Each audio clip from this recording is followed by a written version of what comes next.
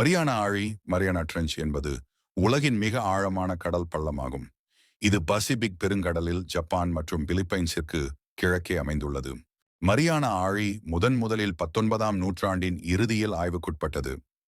1875ஆம் ஆண்டு HMS challenger என்ற British கப்பல் இதனை கண்டுபிடித்தது.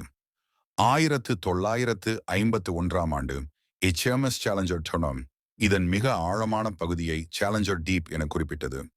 1960ஆம் ஆண்டு ஜாக் பிகார்ட், டான் வால்ஷ் ஆகியோர் ட்ரியஸ்ட் என்னும் நீர்மூழ்கி கப்பலின் மூலம் சேலஞ்சர் டீப் புள்ளிக்கு சென்ற முதல் மனிதர்களாக இருந்தனர். அவர்கள் சுமார் 10,911 மீட்டர் 35,097 அடி ஆழத்திற்கு சென்று பல உயிரினங்களை கண்டுபிடித்தனர். மொத்த ஆழம் சுமார் 10,994 மீட்டர். இது 2 நிலைத்தகடுகள் பசிபிக் பிளேட் மேரியானா பிளேட் சந்திக்கும் பகுதியின் பயனாக உருவாகியுள்ளது.